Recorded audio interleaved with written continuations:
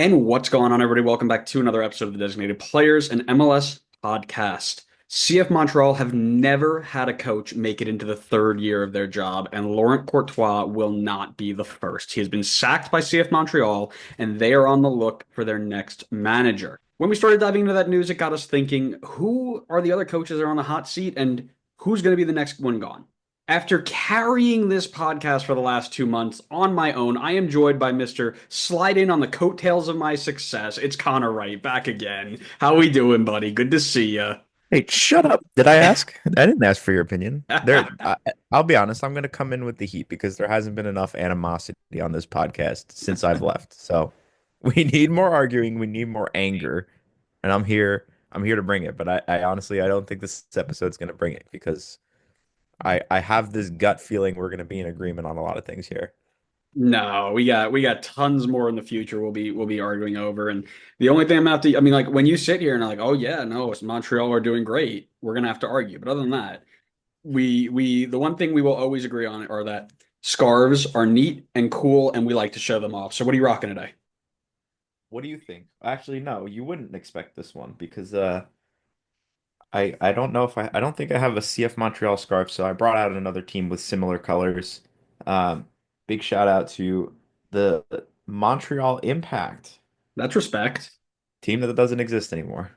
That's respect. I agree.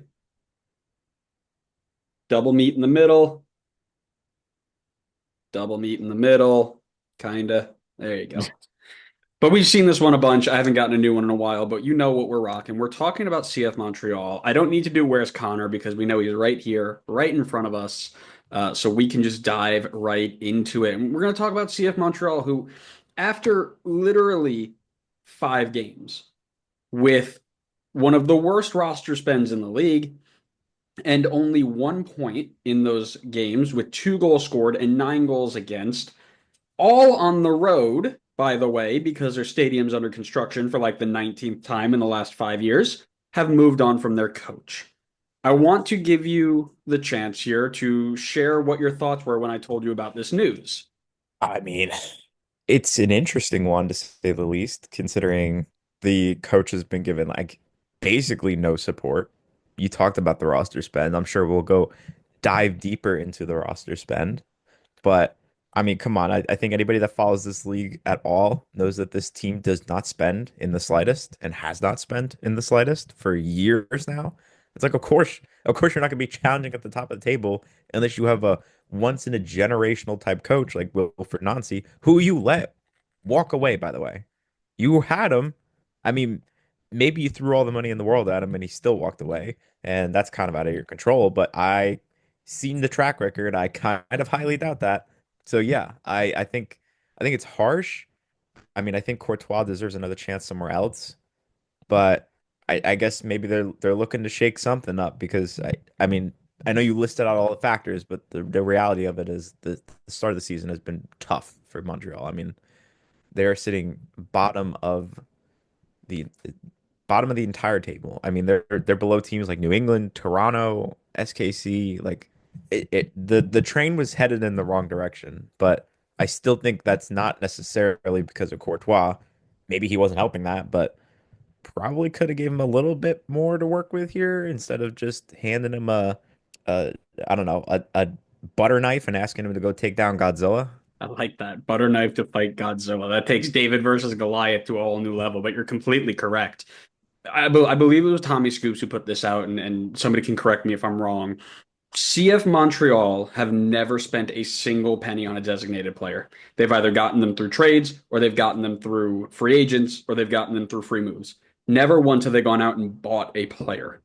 They have willingly chosen to give up their third DP slot this year to go with the 2 DP 4U22 model.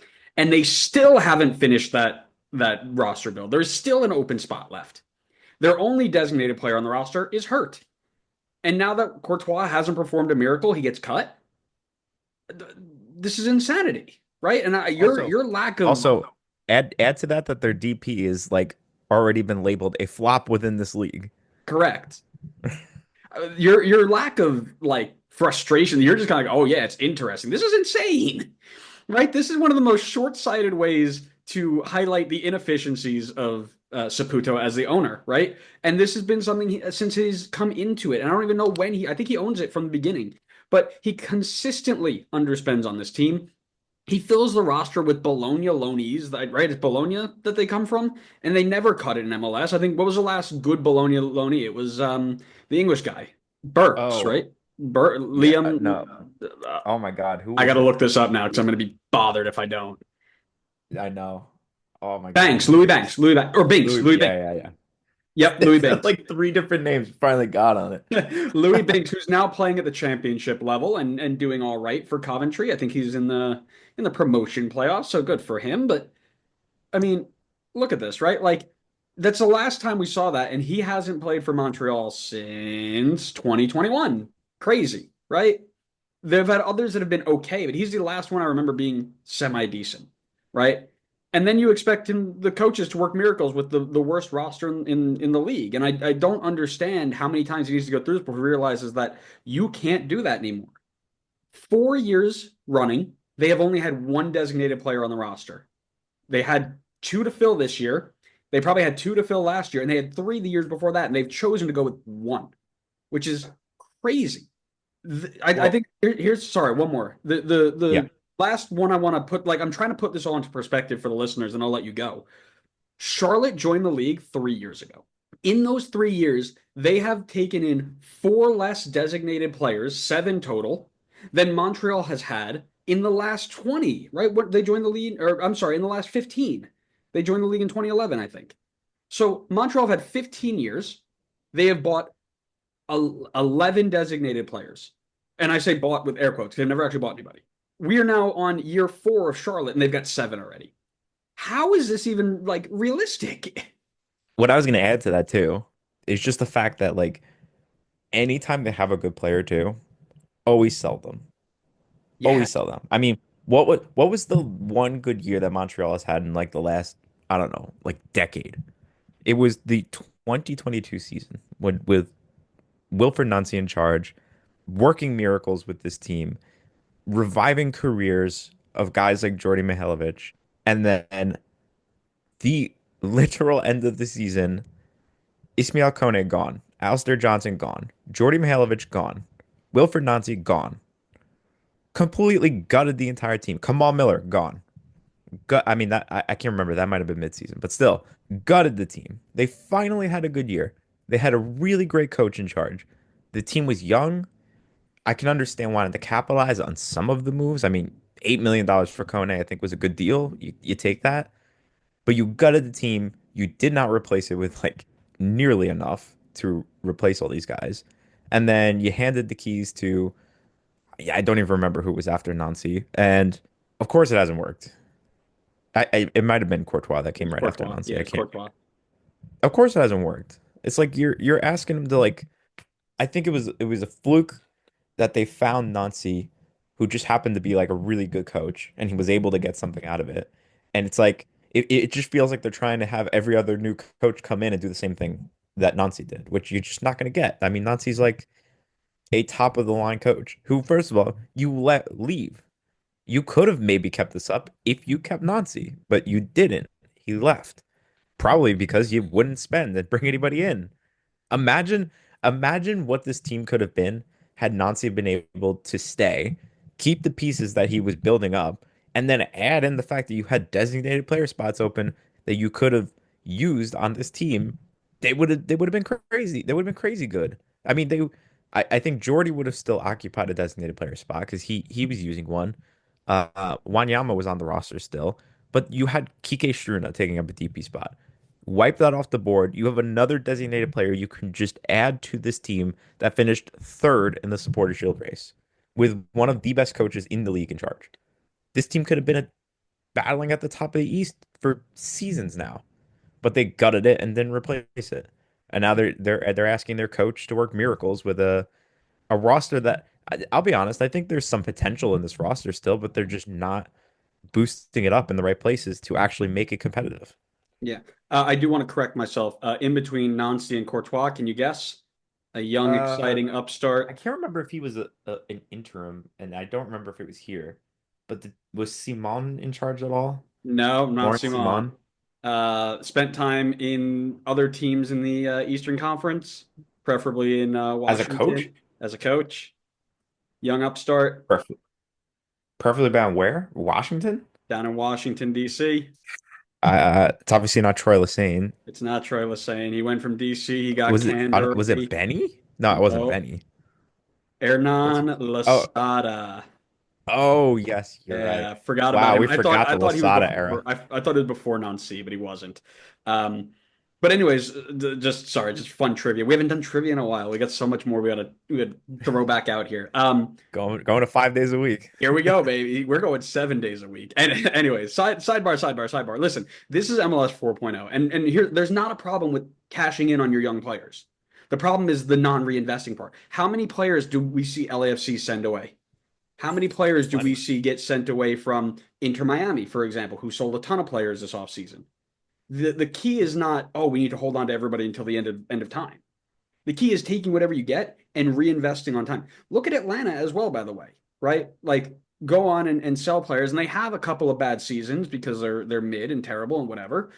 But then they go out and they break records, right? There's no desire, there's no like fire to be successful here. And I think that comes from being a split owner, right? Having Bologna in his back pocket as well as like, oh, well, this is the team that I care about, right? It's very similar to the Red Bull build in that sense, where it's like, oh, we got Red Bull Leipzig and Red Bull Austria or Salzburg or whatever. Red Bull New York is just a feeder, right? And maybe that's the way he's taking about it. But listen, this is MLS 4.0, or we're on the back end of 3.0, whichever way you want to look at it. That roster build does not work for success. It just doesn't. So you can't go out and say, "Oh, I'm gonna sit around and just coax through the pipeline and pick up all the young players that I think have a little bit of potential. If anybody goes good, we're selling to Bologna." Because at the end of the day, that's not going to work for success. And if you don't have success, you're not going to have people show up to your games. You don't have people show up to your games, you're losing money. If you don't have money, you're just running out of cash. You're just burning through cash, right? So somebody really needs to have a good sit down with him. Like, listen, it's time that you and I like talk about the way this team is going, because which coach is going to jump out? And is it even worth asking this question, right? We know we're just going to have the same conversation in 18 months. But which coach is going to be jumping at the bit, being like, "Oh, Montreal with no funding, no clear identity, no path forward, just a couple of young, exciting players"? That's the team I want to take over, right? Who's going to be jumping at that?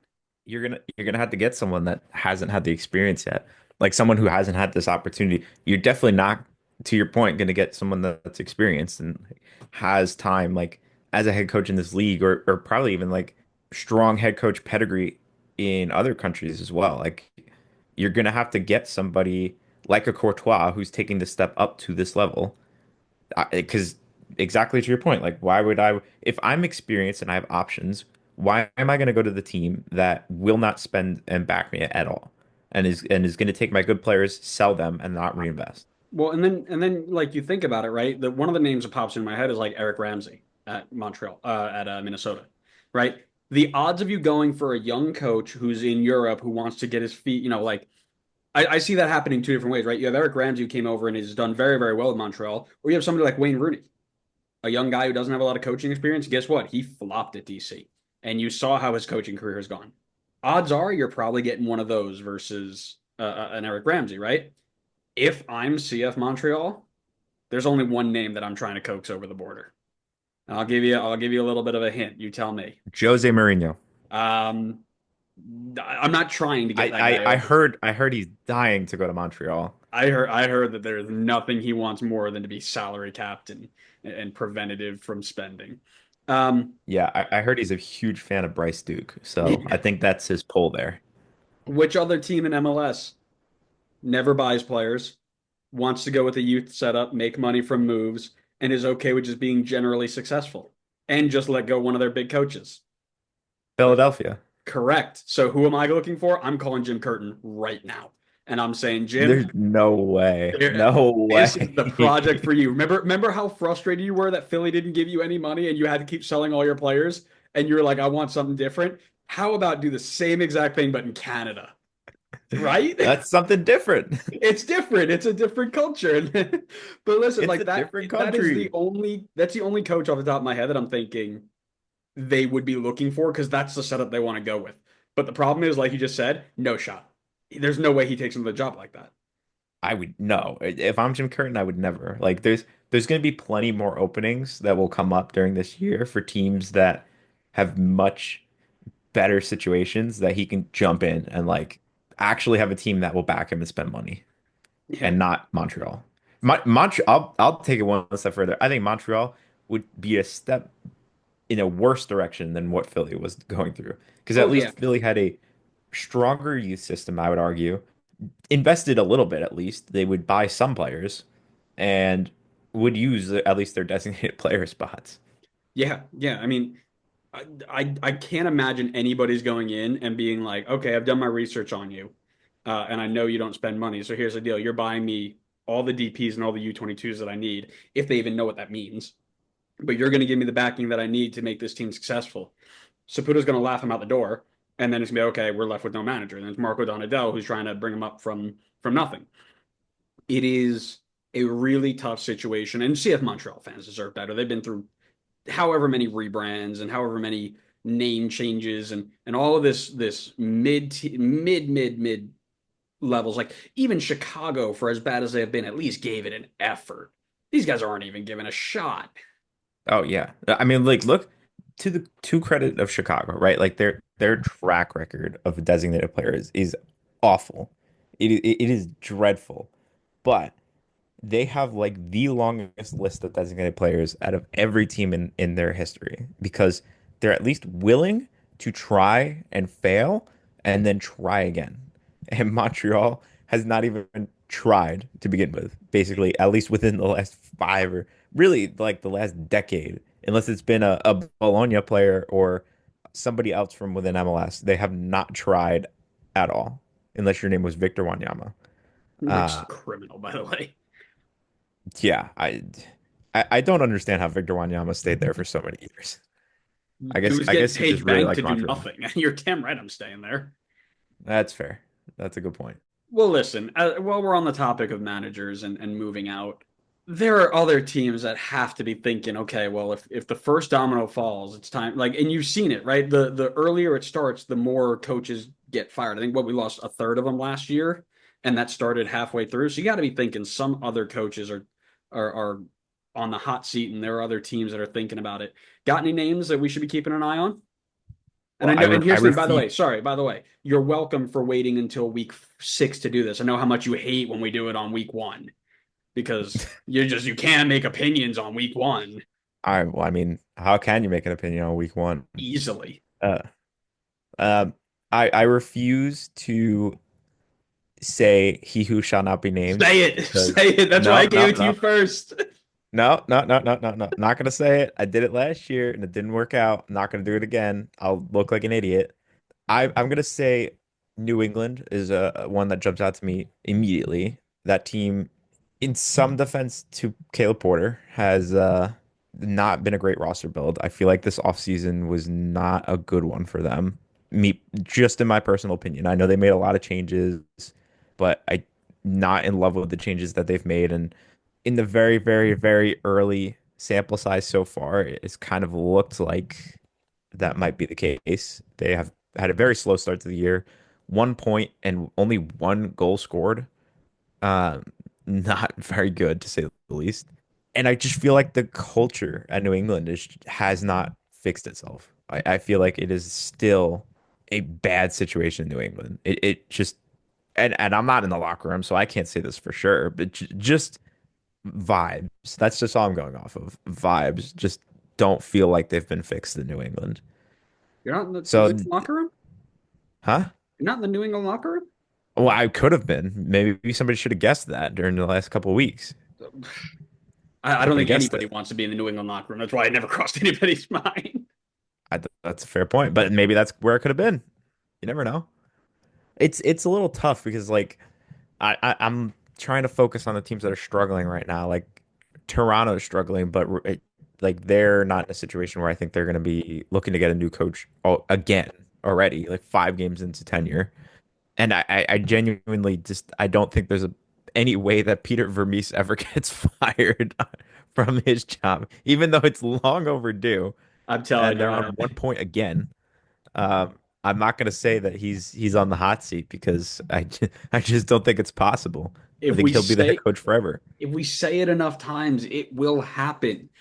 Obviously, you're looking at the bottom of the roster or the bottom of the table, right? You're not going to go in and be like, "Yep, Columbus not top four, Nancy, see you later," right? Like obviously not, right? Yeah. Definitely not 5 games into the season. You're not looking mid-table and being like, you No, gotta go. no, no. But I mean, New England's a great shout. I will obviously throw Sporting KC in there, even though we know for a fact that the world will freeze over and everybody will die before Peter Vermees is removed from the sideline. We just know it. We just know it's going to happen. I agree with you on TFC that I don't think they're in a position to make that change right now, but you have to assume Robin Fraser's a little bit on the hot seat, right? He hasn't figured out how to handle Lorenzo Insigne's situation. Bernadeschi seems uninspired to say the least, as he always has been. They didn't give him much backing. I agree with that, but I mean, they've got injuries and stuff too. But you have to be thinking that anybody with 1 point in 5 games needs to be looked at a little bit. I think Benny Ball in Houston might be a shout as well. Only 3 goals scored in 5 games, 2 draws in that time, no wins yet. No, all 3 losses at home. Only points that he's picked up were on the road.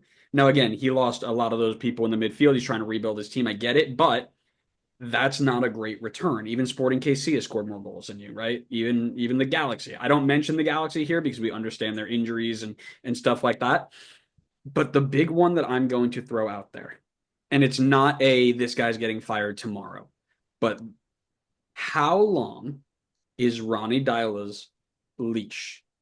He's been given the most expensive signing in MLS history, partnered with one of the most dynamic wingers that this league has ever seen, partnered with a 8-figure attacking midfielder, and he is on 5 points with 1 win and only 6 goals scored. The worry for me is that it hasn't come together. And my question is, how long does he get to put it together? And I'm not saying that it's coming tomorrow. But if what I'm saying is in a league where you are salary capped and you're given all these players, at what point does that heat start to get turned up a little bit? Because you have to be. I mean, where do you had them at number 2 this year? Is that right? We're finishing 2 or 3, something like that. I don't know if I had him at two. Two feels high. Yeah, you probably had them at 3 because you can't give yourself nice things. But um, Look who's I, talking, Mr. Red Bull fan. hey, listen, I had him at number 1, I think. I had him at five. I Okay, had you Atlanta had at him real five. low. I had him at 1, and I think a lot of people had them in the 1 to 3 range, right? To start off the season with only 5 points in 5 games, 1 point per game is not something that was expected out of this group. So is it something that we're saying, okay, at mid-season, if they're not in the playoff picture comfortably by mid-season, I mean, are we starting to have conversations of is this the guy to take the team in the right direction? I don't think at all. I mean, I think he needs he needs more time to get things to gel together. I mean, the entire attack is learning how to play with one another. Like it's a new striker, it's a new winger. Um, Moranchuk is out only a half a season, and then obviously Saba is the most experienced one. I know Almiron obviously had experience previously, but kind of just getting all these guys to mesh together. But I think, and this is why I put Atlanta lower on the list. There is a huge glaring issue with this team that just kind of isn't addressed enough, and it's in that defense. That defense is not good. It's just not, it's just flat out not good. I think Gregerson hasn't been exactly what they were hoping he was going to be. You have a 40-year-old goalkeeper in that. I know he was much improved last season, but reality is he is a 40-year-old goalkeeper and that his high performances are only going to last for so long. Like, and I don't think there's a game plan for the next steps because I don't think Josh Cohen has quite like really forced himself into that next man up role. I think Derek Williams has been solid, but nothing like game changing. And then Brooks Lennon and Amador are amazing attacking options, but I don't see them as like elite defenders either. So then just a mess in the back line that I think needs to get sorted out.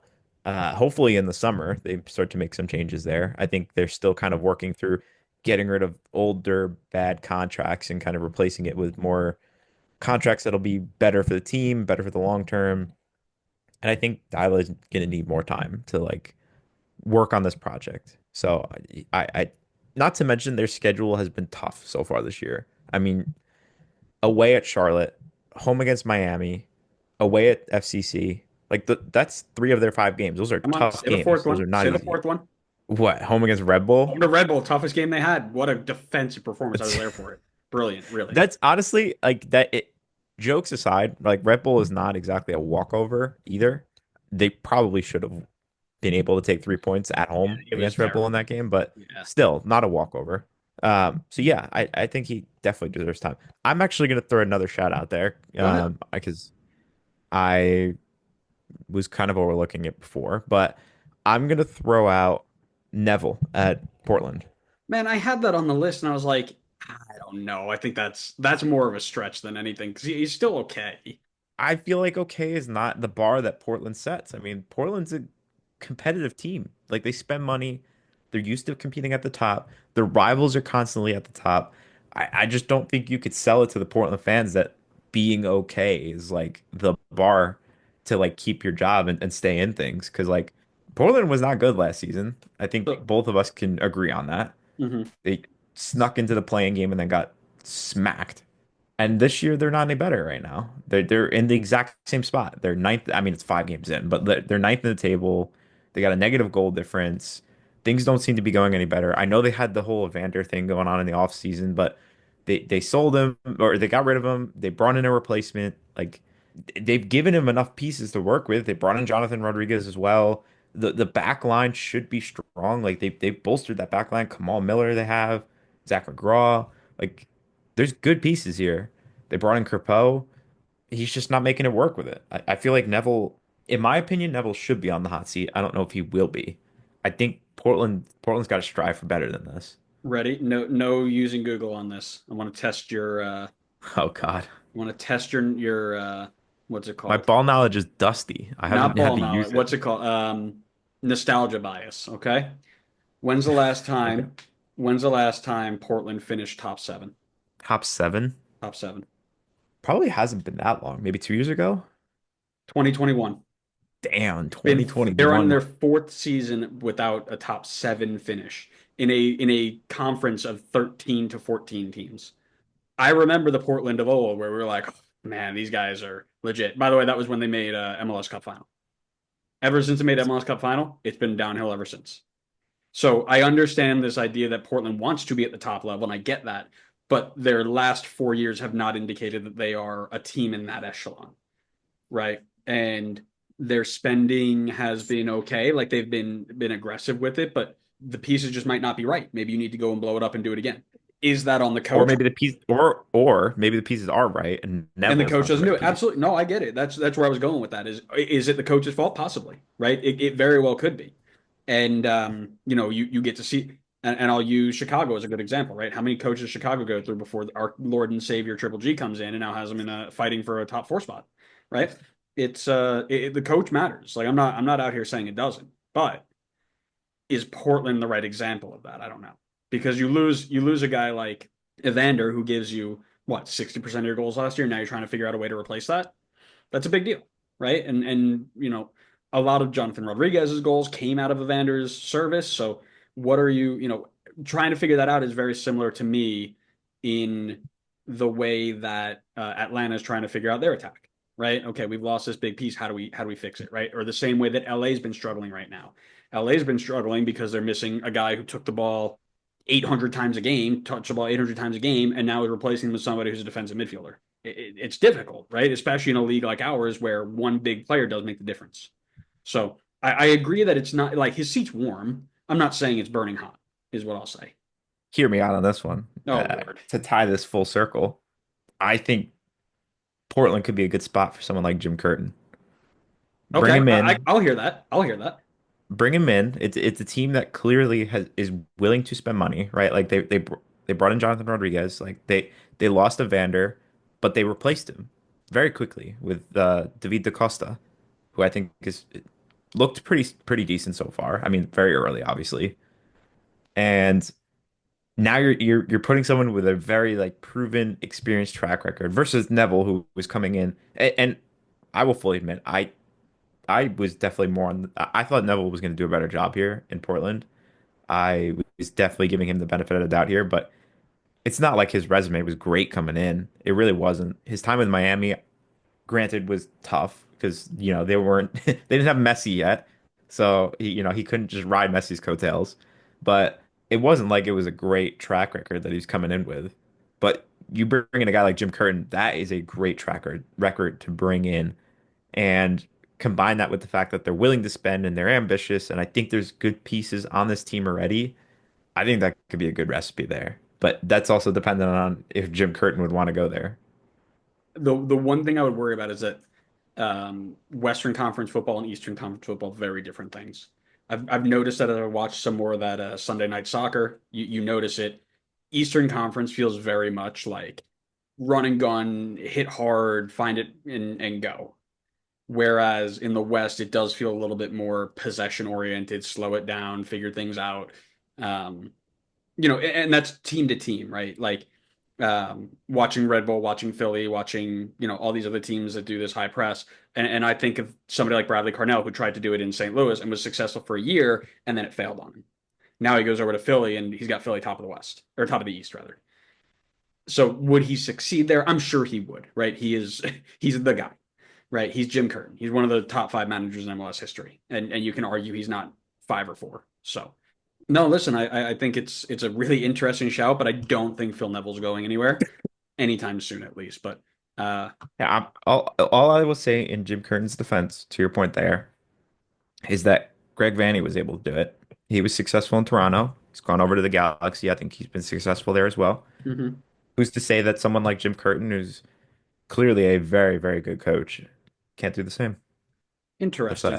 I'll leave it on that. Or if I remember correctly, Greg Vanney had a very bad first year with LA and He then took did, it up. but he turned it around. Yeah, yeah. So if you give them that sort of time, which I'm sure they would, it could be a good one. No, I like that. That's a good shout. I But mean, if you're smart, you give a guy like Jim Curtin whatever time he all needs. right, I first off, mean, to within reason, within reason. assuming anybody in the MLS front office is smart is a stretch. Let's be easy there. Uh, Yeah, I think there's some Though it smart is front Ned office Ned people. Grabavoy, so he's got the MLS experience. He knows what Jim Curtin is, so I'll give him that. But listen, no, this was really good. I'm glad to have you back. Glad to chat with you a little bit, and I hope all of our listeners enjoyed your return as well. If you did, make sure to leave us a like, follow, subscribe, all that good stuff, because we are posting at least 2 episodes a week from here on out. I hope. Maybe next week, starting next week, but we're gonna try and ramp it back up again, my friends, because it has been posting one episode has been nice, but it has felt lonely in the comments and the discourse. So hopefully we have a little bit more of that, and we hope you enjoyed this episode.